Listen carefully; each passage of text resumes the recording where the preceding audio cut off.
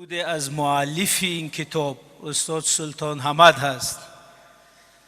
بنابراین به یگان مقدمه همون شعر پیکره سلطان حمد رو میخونم. اگر چشمای خود رو پوشید، سیمای این شخصیت با همه صفتهاشون پیش رو می آید.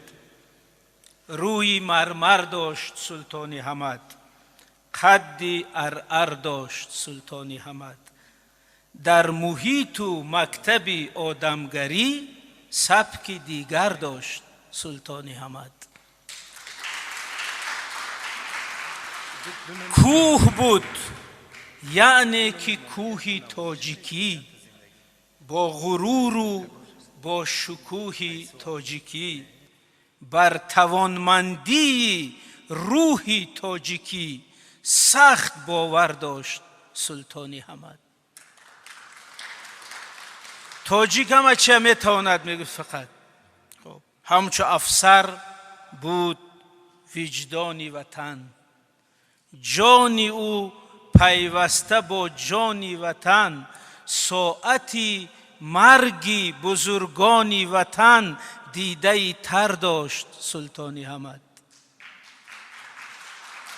در تمام جنازه های بزرگان میدیدیم با دوربینشون اشک ریخته نوار میگرفت. خب در سیاست نیز مردی راه بود، در سیاست نیز مردی راه بود، یاری ربانی و احمد شاه بود.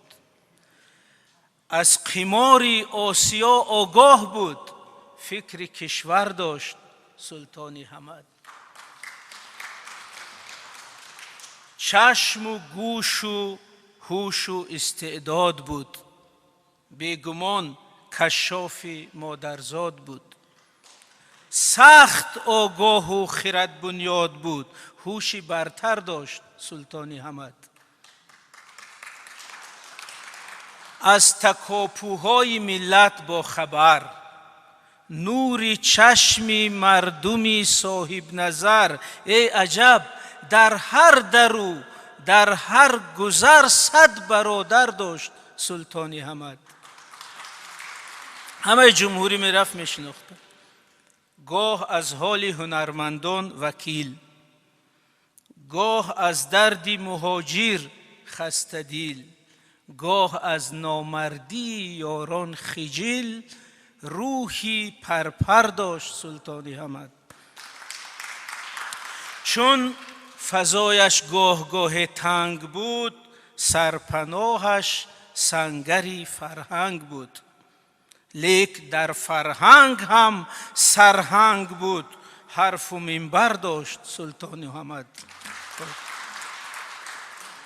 جلد تاریخ وطن در قبض او، حکمتی برخی ولی در نبض او، ملک وخیا جانماز سبز او، در و گوهر داشت سلطان حمد. وسعت روحی متینش یاد بود، وسعت روحی متینش یاد بود، خنده های راستینش یاد بود، دوربینش یاد بود، سبک دیگر داشت سلطان حمد. روح شاد بود.